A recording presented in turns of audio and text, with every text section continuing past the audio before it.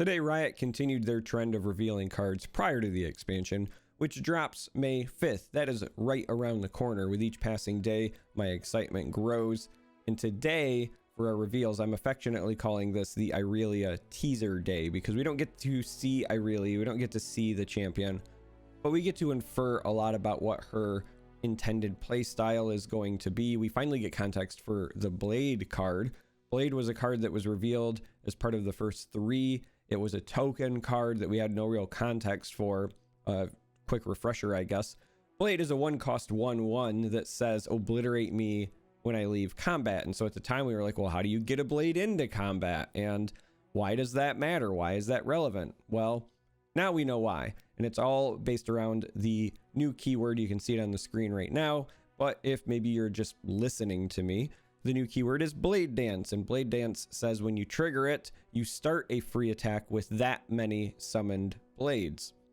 Now, it is worth noting the blades do only exist in combat, so you cannot, for example, take advantage of them with a Ravenous Butcher, but you can with Glimpse the Unthinkable, because you can play that while during combat. So interesting potential interactions with blades. But let's talk about the 2 cards that are on this graphic. There's one more after this because Riot wanted to do something specific for the Blade Dance keyword, so we're going to start with this. The first card is Blossoming Blade. This is a 4-cost Ionian unit with a 3/3 body, and it says on play, Blade Dance 2. So again, you play this, you summon 2 blades, and they are free attacking when that happens. Now, the card on the right here is a Ribbon Dancer. This is a 2-cost Ionian unit. It's a 2/1 body, and it says on play, Blade Dance 1. So they're basically the same card, just at different, cost points, different stat points, but they're functioning essentially the same. But why is it relevant? Why am I so excited for this keyword? And spoiler alert, I am very excited for this keyword. This, if you are an MFer, you love this keyword. And of course, I don't mean the vulgar version, I mean Misfortune. If you're a Misfortune player, you should be ecstatic about this keyword because it is a free attack. Much the same way that Cataclysm counts as an attack, and you can do neat things with Cataclysm, with Scouts, with Renekton, with all sorts of stuff. Blade Dance is also an attack, and so that means if you are looking to do some spicy stuff, you could play your Misfortune on 3, and then on round 4, if you're attacking on evens, you could play a Ribbon Dancer, and that's one free attack, and you could play another Ribbon Dancer, and that's another free attack, and then you could attack with the body of at least one of the Ribbon Dancers, and suddenly Misfortune is at 3 out of 4 attacks very, very quickly. That is that's very, very exciting. And that's not even counting the individual triggers, because that's the other piece, right? The blades by themselves are just not very exciting. They're not super enticing. So you're going to want to do something to get extra value out of them. Now, Misfortune, or even something as simple as like Crackshot Corsair, can certainly help in that regard. But also in Bilgewater, just staying in that train of thought, you've got things like Jagged Taskmaster, who I originally tried abusing with Azir, and we'll get to him in a moment, because, it's a 1-drop, but blades are a 1-drop as well. So Taskmaster will help you in that regard. You also, in Bilgewater, will have access to that new card, Bone Skewer. And at the time, I had been joking about using that to shuffle Zillion back in, but it's a lot more relevant if you're using Skewer to shuffle back in a Ribbon Dancer or a Blossoming Blade, because you are getting the removal, you're saving your unit, but you're also going to draw it so you can replay it next turn, and that means more attack triggers. So even outside of the stuff revealed today, stuff revealed previously that we're about to get, like Bone Skewer, also potentially relevant in that style of a deck. And I just love the idea of cheating the system that way. But if Misfortune's not your thing, as I said before, Azir is another card that exists. And if you really want to go with the pump your 1-drop synergy, Azir is a great way to do it. But even more so, now you're going to get all these free attacks. So if you play your Azir on 3 and then you play a Ribbon Dancer on 4, Ribbon Dancer is going to summon 1 blade, and that's going to summon another Sand Soldier. And then you play a second Ribbon Dancer, and that's going to summon a blade, and that's going to summon a Sand Soldier. Counting the ribbon dancers themselves and the Azir you played on 3, you are at 7 of 10 already, and that's not even counting the potential attack. So again, if you're attacking on evens at that point, you could attack with at least one of the ribbon dancers, and that would put you at 8 of 10. So if you'd played a Dune Keeper on 1, you've leveled your Azir on like round 4. It's absolutely insane. I love it. I can't wait to abuse it. It's going to be a good time. I love Blade Dance.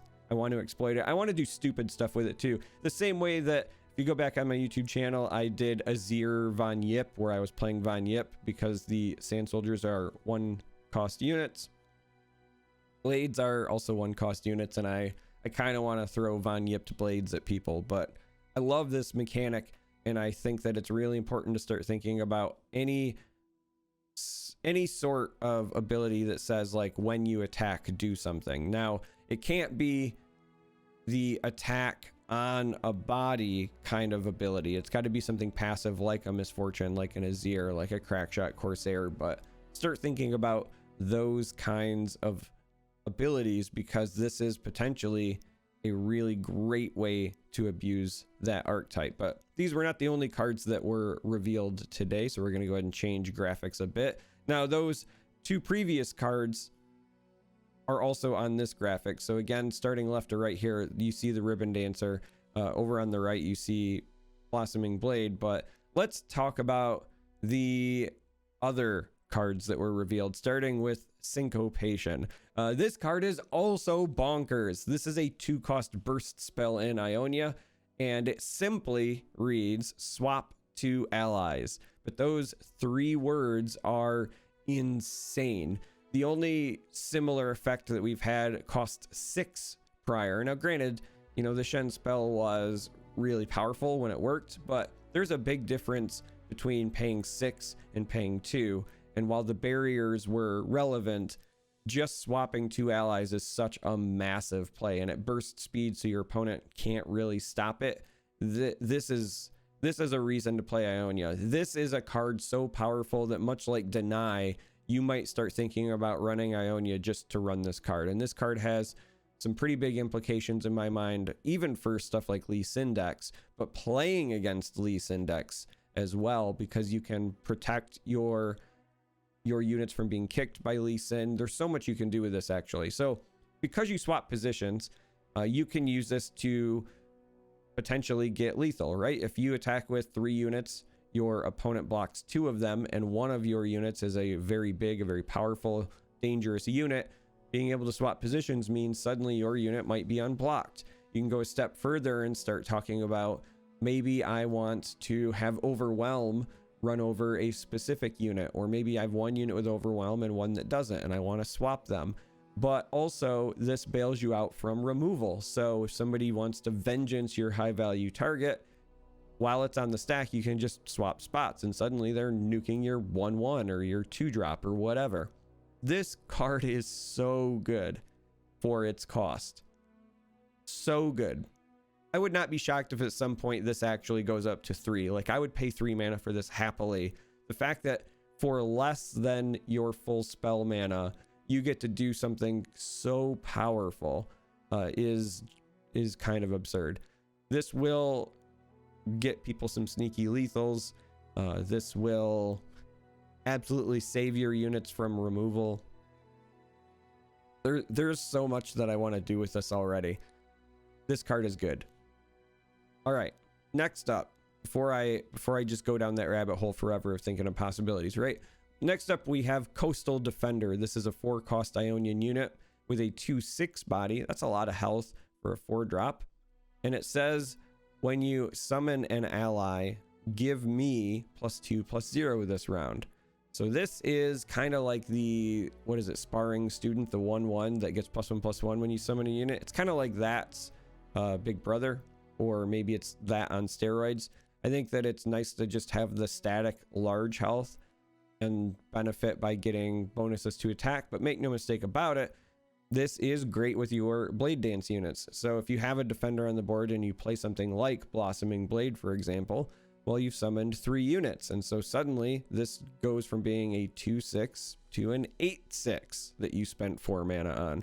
Now it's only for the round, but one out of the way exists, and you know that I will probably do something with that at some point, because even though those decks are never good, I have a lot of fun playing it. But also, even outside of that, I feel like with these Blade Dance units, you're going to be able to pretty consistently get those summons. This is a card that also really likes Zed, for example, because that will give you easy triggers. And if you're playing that Ionia Azir archetype, so I like the Misfortune one a lot, but if you want to go the Azir route, Coastal Defender is kind of a powerhouse with Azir. And you go even further once you start adding in stuff like Emperor's Deus. So not even counting your Blade Dance units, if you just play like Dune Keeper on 1, Deus on 2, Azir on 3, like pretty standard Shurima opener, and then you have your Defender on 4, attacking with just the Defender is a 4 cost 6/6 because of the Deus and the Azir trigger. So that is great. This card is one of those cards that I think looks very okay-ish, but in the right deck, this is actually going to be a very threatening card. And you can even go a step further and say, okay, well, it doesn't have any keywords. It doesn't have Overwhelm, so who cares if it's an 8/6 on round 5 or whatever? It's not going to hit the Nexus. But then I'm going to casually point back over to Syncopation and say maybe it does. Again, I'm really big on that card, but I like Coastal Defender here, and I think that between Defender and, again, maybe Sparring Student, we could see some sort of Blade Dance, Sand Soldier archetype forming.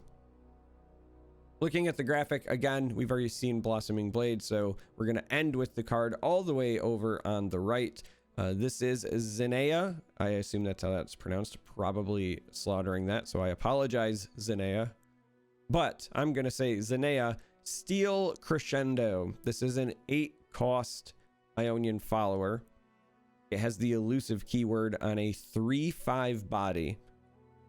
It says play Blade Dance 1, but it's got this beautiful passive text that says when you Blade Dance, I attack with the blades. So when you play this the first time, you're going to Blade Dance for 1, but this is going to attack as well. And again, it's a 3/5 elusive. So you're going to play this and you're going to get 1 free attack of, you know, a 3/5 elusive with your blade. And then if you still have the attack token, then you can get another elusive attack out of it as well. And again, it's when you Blade Dance, I attack. So if you develop this even on your off turn, let's say, so if you develop this and you're attacking on odds, you'll get your 1 free attack. But then the next round, if you drop, you know, Ribbon Dancer into Blossoming Blade, then you are kind of machine gunning a ton of potential elusive damage at your opponent. So this is a pretty neat card as well, in my opinion. I like the idea of doing something like playing multiples of it or getting multiples in play. I mean, obviously you're in Ionia, so the create 2 ephemeral copies is always an option, but it's not as good here because they're ephemeral. So once they've hit once, they're going to go away, and you really want to get multiples of this on the board. So perhaps some copying style effects could be fun as you think about like meme decks, things like that. I think that it's possible this finds a home even in Blade Dance decks. My biggest concern with this right now is that as an 8-cost unit, you're really looking for this to be a bit of a finisher. And while it has a lot of awesome synergy with Blade Dance decks are going to be, again, either like Misfortune or Azir. They're going to be low to the ground, they're going to be aggro, and they're going to be trying to take advantage of buffing your small units and going wide. It's still going to be like Inspiring Marshal style decks as well. Like that's certainly an option. At 8, you really want whatever you're playing to be a finisher. You want it to be a Captain Farron. You want it to be, you know, the old Riptide Rex. And this potentially, if you have the attack token, is 6 elusive damage. But that even still is a bit disruptible and doesn't necessarily feel great. I don't know. We'll end up seeing if this finds a home or not. It's gonna, I think, depend on also what we get with Irelia tomorrow. But I like the card. The card is interesting enough that it makes me kind of want to build around it in a meme format. I don't know if it's going to find a home in a competitive deck, because for an 8-cost follower, the 3/5 body's a bit underwhelming, even with the elusive keyword, and then even with the prospect of multiple attacks, it is also a bit concerning, because this is one of those things where, you know, a single flash freeze shuts that all down for a turn, right? So I don't know. I like the card. I think that it's a fun card. I just don't know if this is going to end up cracking any actual decks or staying in any refined versions of them. But these were the reveals today. Regardless of whether Steel Crescendo finds a home, these other cards will find a home. The Blade Dance cards look vanilla, but that's because the keyword itself is so powerful. I think Coastal Defender is a bit of a sleeper, and I think Syncopation is nutty. So this was a great day of reveals, which is encouraging, if I'm being honest, because Ionia has been a support region for quite some time. There was a time when it was like one of the most dominant regions in the game shortly after the launch of the game, but nerfs to elusive and buffs to other cards, and then introductions of, you know, Targon with healing and etc has really slowed down Ionia in terms of power level. It's been relegated in many ways to like Lee Sin / deny, and then if you wanted to play like Karma or something, you could, but it didn't shine the way many other regions did. It certainly hasn't had the versatility that other regions have for a long time, and so I think that this has the potential to open it up quite a bit. I like these reveals, so I want to know what you're excited about. Let me know all the ways that you can't wait to exploit Blade Dance, and tell me all the ways that I'm wrong about Coastal Defender being a sleeper. I'm fine with being wrong on it, but I just look at that and I think, you know, this has the potential to hit pretty hard for a 4-drop. So I want to experiment with it. And tell me all the ways that you want to abuse Syncopation, because this card is nutty. But anyway, I love you all. If you made it this far, I appreciate you. And until next time, may you walk on warm sands.